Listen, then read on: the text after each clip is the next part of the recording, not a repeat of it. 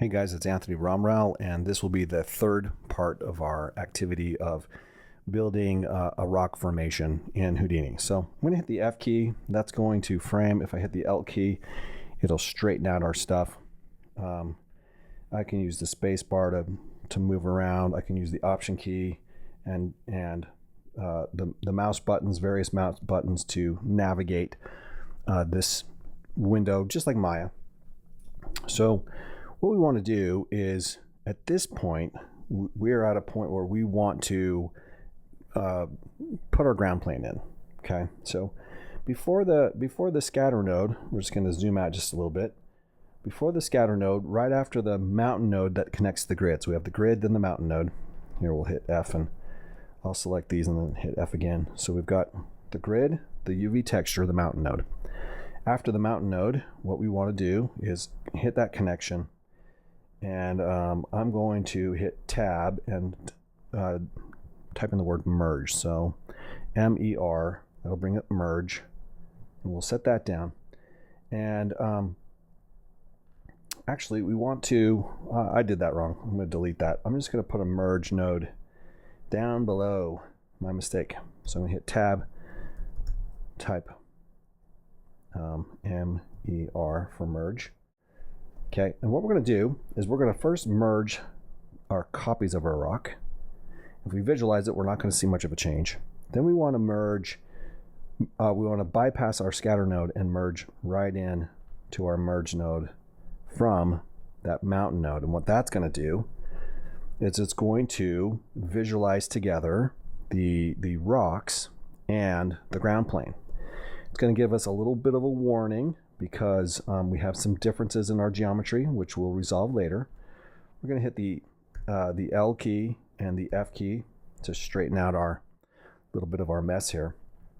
And now what we want to do is after the scatter node, after the scatter node here, we're just going to make a little bit of a rearrangement. We want to add some variations to this rock. So to do that, right after the scatter node, we're going to hit this object, this connection, excuse me. And we're going to hit the Tab key, and we're going to type in the word random, so R-A-N-D. And there's this attribute randomize that pops up, okay? And when we put that there, what it's going to do is offer colors, because it has an attribute name, CD, which means that's going to control colors. We're not interested in controlling colors, but rather the scale of the rocks. So we're going to type in the word P and then scale, as in one word, and hit return. And you can see now it's automatically given us a scale, a variation of scale on those rocks, which already makes a huge difference.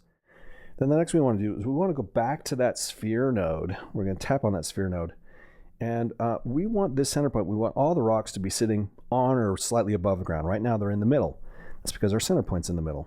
So we're going to just go here to the top center, and let's do something like let's start with a 0.5 center, and you can see that maybe it's a little too high, maybe a 0.3. Now all the rocks seem like they're sitting on the ground or slightly into the ground, like sand or something like that. Okay, so the next thing we want to do is offer greater variation of the rocks. You can see all the rocks are basically the same, facing the same way, and they look the same. So let's offer just another change to that. So right after this attribute randomize, which is doing p-scale, let's click on this connection and hit Tab and offer another attribute randomize. So let's just do the same thing, but we have one here we can use. So we'll reuse it, and it's going to give us our colors, which we don't want. But what we want is we want N. So N is being controlled with our, if we click on our mountain node right here, there's a variable called N that we're going to control. If we can find it here, there's that vector attribute. So we want to control that with this randomize. So we're going to click on this random attribute randomize, and rather than CD, we're going to put N, capital N. And you can see now the rocks have modified. They're slightly different from each other, which is great. So now we have a pretty interesting rock formation. Now just to finish this out, we're going to hit the L key and the F key, and that's going to clean up our node just a bit. We're going to add the F key again. I'm going to select these few nodes and just zoom in to one of them. Doesn't quite matter which one. And we have a UV texture on this one. We have UV textures throughout. So we're going to now just add a slight variation of color to this. And to do that, we're gonna select this connection right here. We're gonna hit the tab key. We're gonna type in the word color.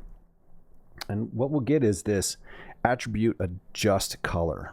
So we want that one. We'll put it there. And you could see that we can adjust the color, but right now the pattern type is constant. And what we can do is we could say random, for example. And random is going to give us some color, but it's randomly selecting from our grid. I just want a little bit of black and white on there. So I'm going to select this first one, just double tap it and give it a little bit of gray. And then I'm going to tap on this last one and make it completely white, which will leave its color. And then I'm going to select this color and hit delete, this color delete, this color delete. And what we have here now, if I could make it just a little darker, is these rocks now have just a bit of variation in color. You can see that's pretty great. And for the most part, we're pretty much done. There's some other attributes we could clean up, but I'm not too worried about it. You can experiment, you can make changes, you could play with them in your challenge. We want you to make some more decisions, some more thoughts. But for the most part, this is pretty much how you're going to produce your lab and finish your rocks, random rocks with the formation on a ground plane.